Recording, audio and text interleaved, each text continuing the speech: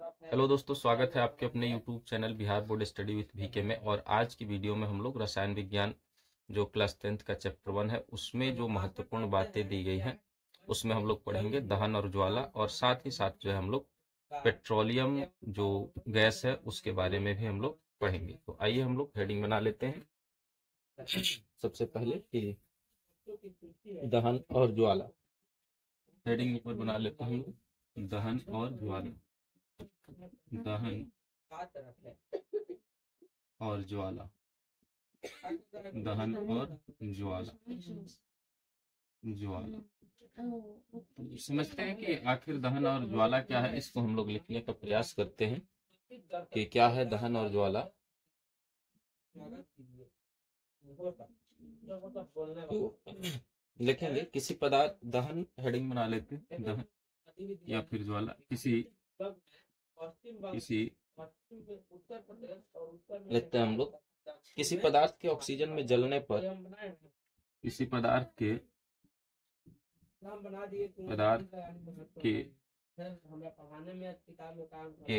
किसी पदार्थ के ऑक्सीजन में जलने पर, ऑक्सीजन में किसी पदार्थ के ऑक्सीजन में जलने पर, जलने पर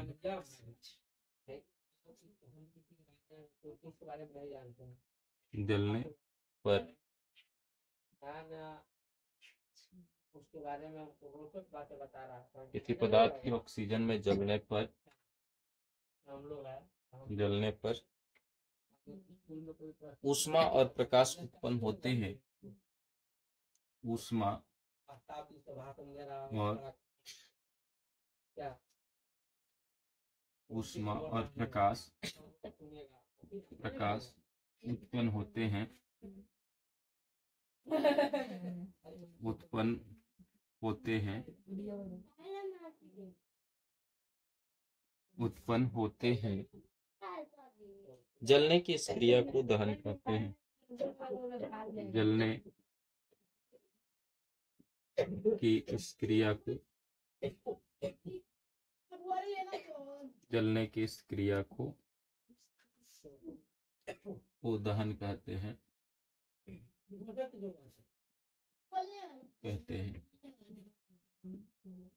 जलने की इस क्रिया को दहन कहते हैं।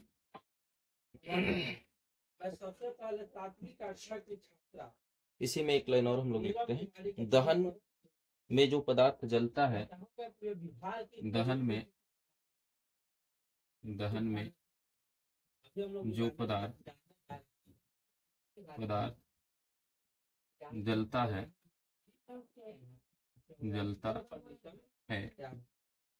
दहन में जो पदार्थ जलता है उसे दहनशील या ज्वलनशील कहते हैं।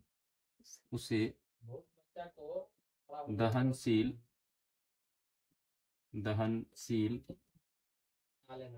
या ज्वलनशील पदार्थ कहते हैं, या ज्वलनशील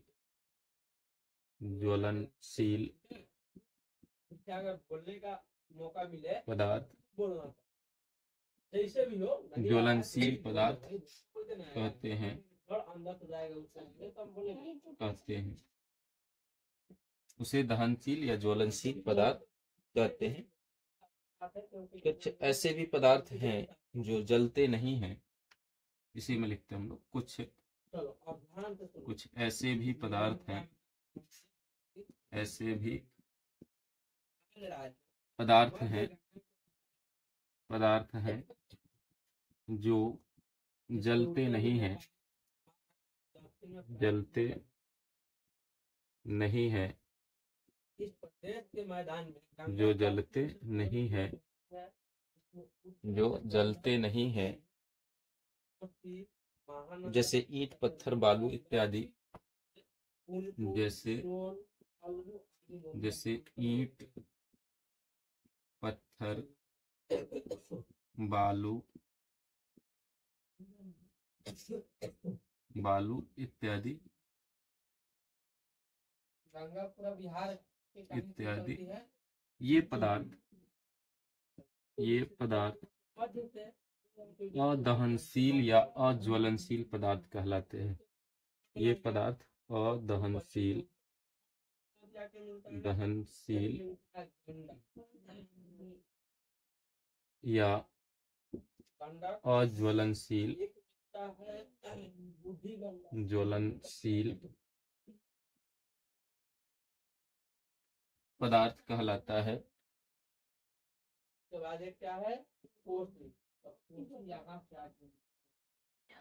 अदहनशील या अज्वलनशील पदार्थ कहलाता है, पदार्थ कहलाता है, कहलाता है।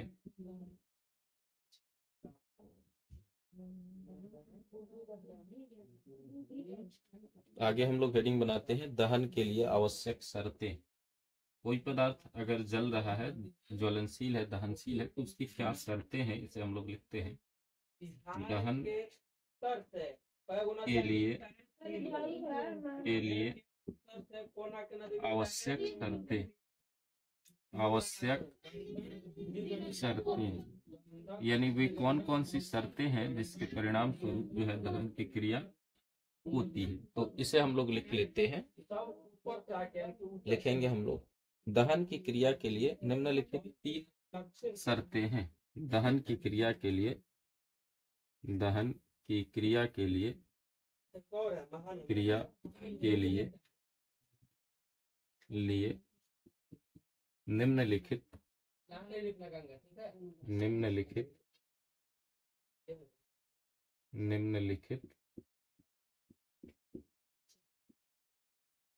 3 शर्तें हैं, 3 शर्तें हैं। अब वो 3 शर्तें कौन कौन सी है उसे हम लोग लिख लेते हैं। पहली शर्त है, पहली शर्त है दहनशील पदार्थ की उपस्थिति। दहनशील पदार्थ की उपस्थिति,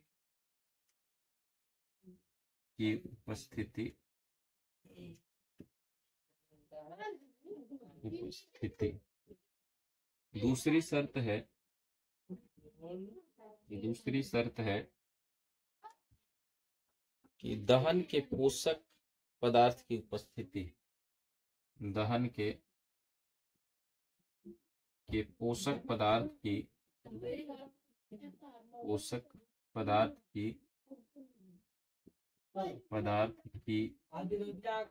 उपस्थिति,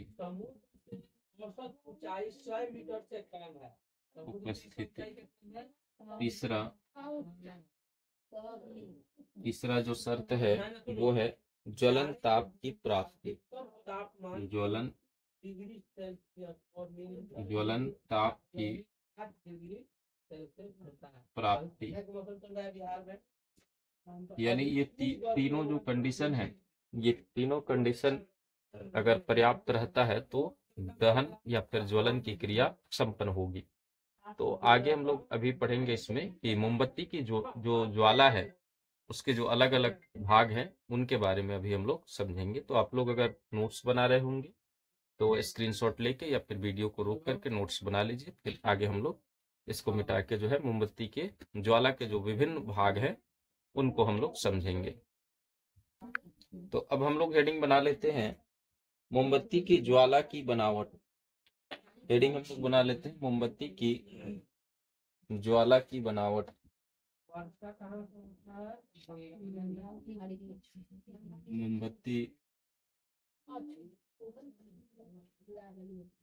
मोमबत्ती की ज्वाला की बनावट।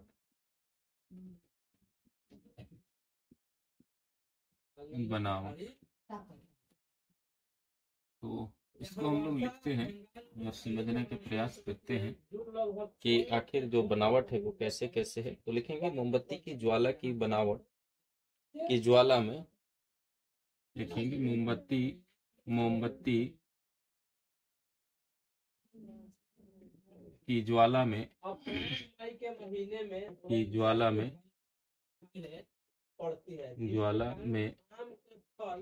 मुख्यतः अतः इसे मैंगो मुख्यतः 3 भाग पूरा आंधी आया, पूरा मौजल गया। मुख्यतः 3 भाग होते हैं, थोड़ा थोड़ा एकदम बूंदी टाइप के क्या होता है, पानी भी पड़ता है, होते हैं। तो पहला जो है इस पहले भाग को हम लोग कहते हैं केंद्रीय मंडल। केंद्रीय मंडल, केंद्रीय मंडल, केंद्रीय मंडल। केंद्रीय मंडल क्या है, इसे हम लोग समझते हैं कि जो ये बारिश वाला मौसम में यह नीला होता है, इसमें बिना जले हुए मोम के वाष्प रहते हैं। यह मैंगो बोलते हैं, यह नीला होता है, ठीक है। जो मई में इसमें अप्रैल मई में जो बारिश होता है उसको क्या इसमें मैंगो बिना जले हुए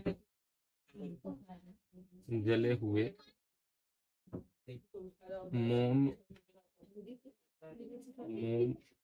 के वाष्प होते हैं। मोम के वाष्प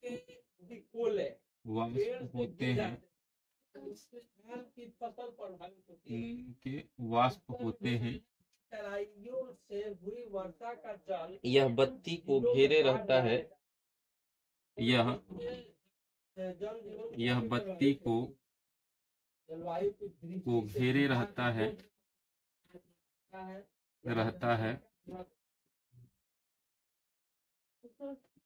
इसमें अगर ऐसा पूछा जाए, इसमें अपना भारत के इसमें ज्वलन की क्रिया नहीं होती है। ज्वलन, दहन, इसमें दहन की क्रिया नहीं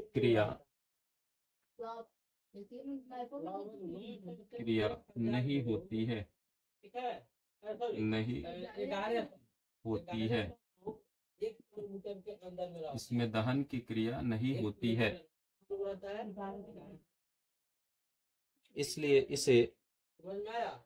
अपना भारत के सबसे ज्यादा जनसंख्या घनत्व वाला कोई राज्य है। इसके बाद हम लोग लिखेंगे इसलिए इस भाग को अदहन का क्षेत्र भी कहा जाता है। इसलिए इस भाग को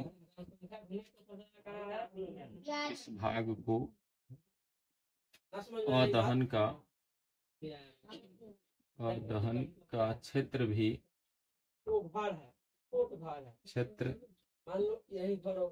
कहा जाता है। तो इसमें मान लो 10 आदमी रह रहा है, कहा जाता है। 20 आदमी बहुत मुश्किल से रहता है। क्या अदहन का क्षेत्र भी कहा जाता है। जो दूसरा भाग है वो है प्रकाशमान मंडल। प्रकाशमान मंडल, प्रकाशमान मंडल। तो इसके बारे में भी हम लोग जान लेते हैं क्या है। तो इसको लिखेंगे हम लोग कि इसमें ऑक्सीजन की अपर्याप्त आपूर्ति के कारण इसमें ऑक्सीजन की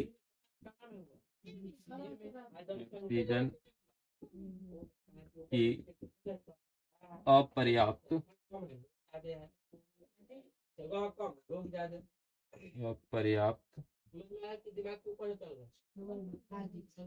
पूर्ति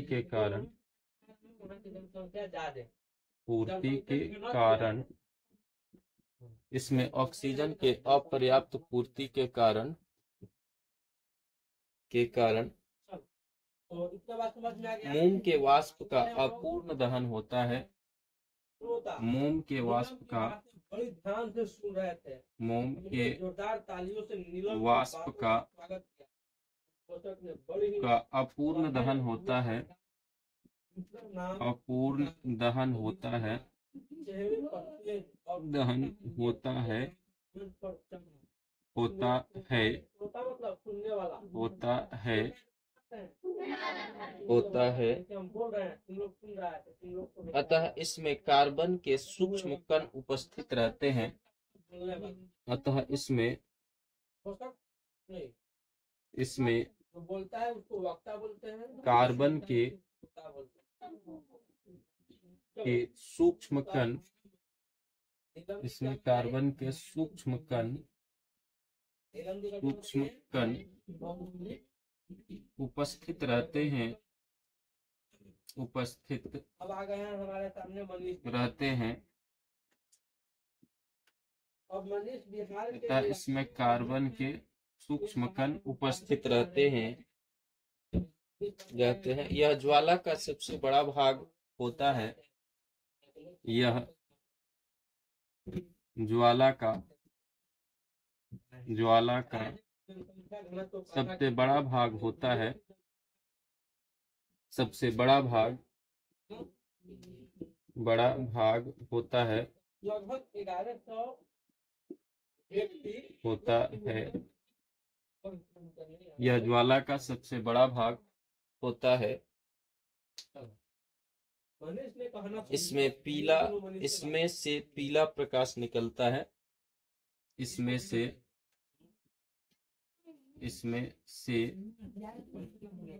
पीला प्रकाश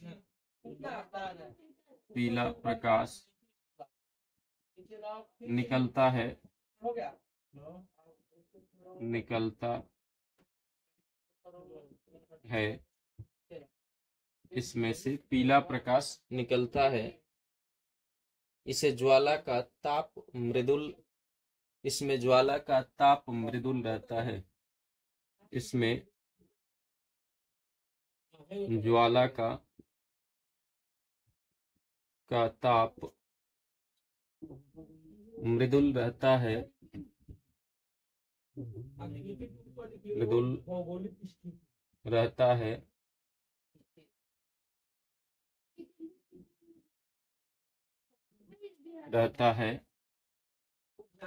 आगे। और तीसरा जो इसका भाग है वो है प्रकाशहीन मंडल।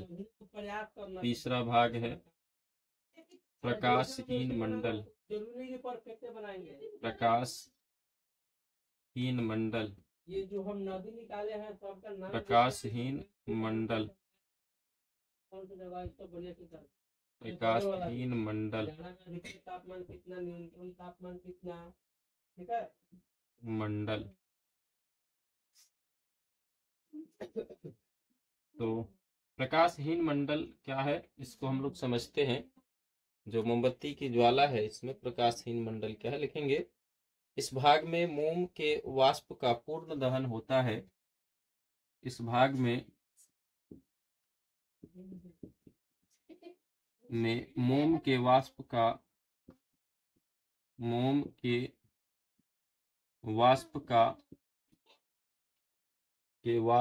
पूर्ण दहन होता है।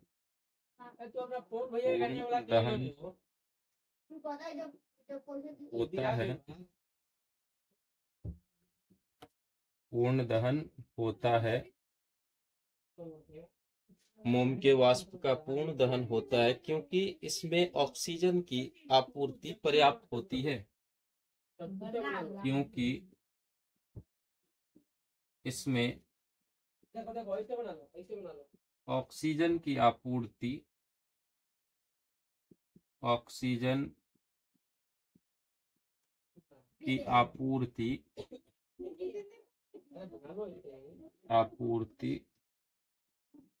पूर्णतः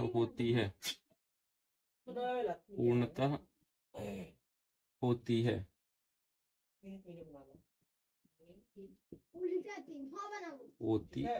क्योंकि इसमें ऑक्सीजन की आपूर्ति पूर्णतः होती है।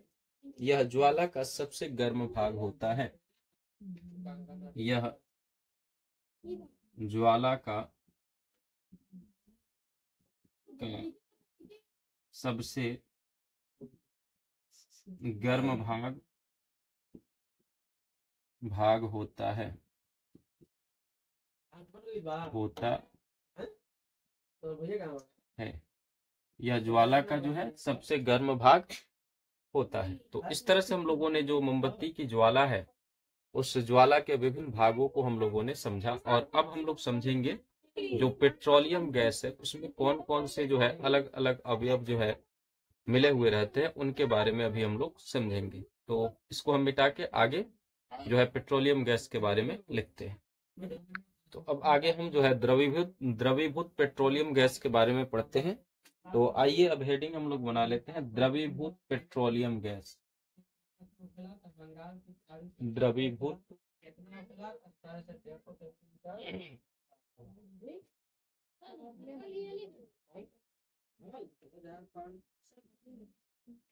पेट्रोलियम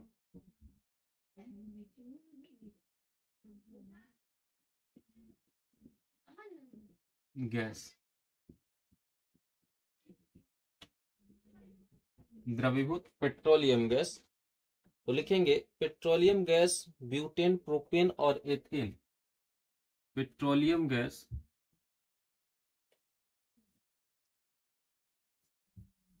पेट्रोलियम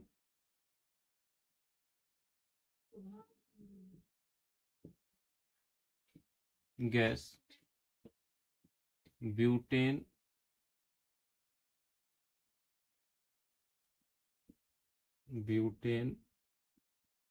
प्रोपेन और एथेन ब्यूटेन, प्रोपेन और एथेन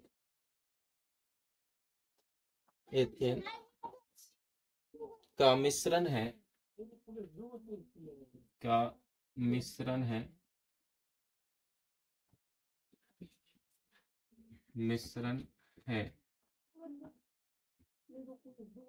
लेकिन इसका मुख्य अवयव ब्यूटेन है। लेकिन इसका मुख्य अवयव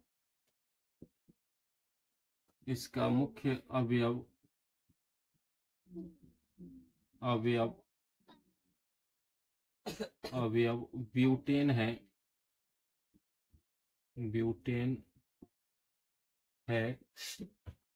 लेकिन इसका मुख्य अवयव ब्यूटेन है।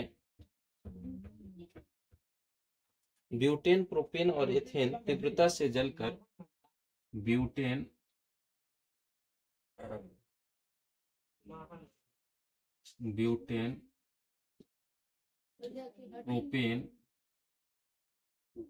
प्रोपेन और एथेन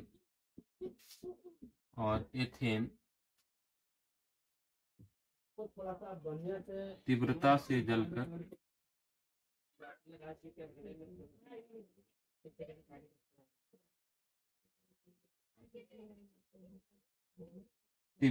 जलकर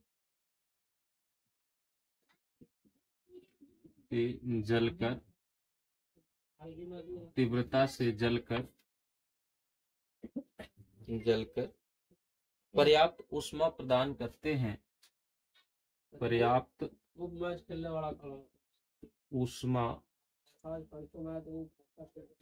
प्रदान करते हैं,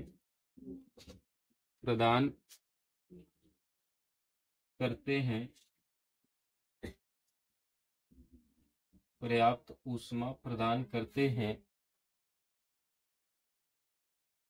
इसलिए पेट्रोलियम गैस एक उत्तम ईंधन है। इसलिए पेट्रोलियम गैस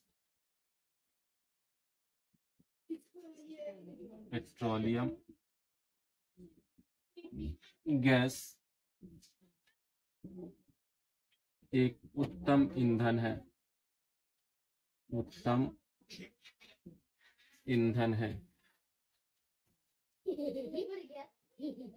इसलिए पेट्रोलियम गैस एक उत्तम ईंधन है।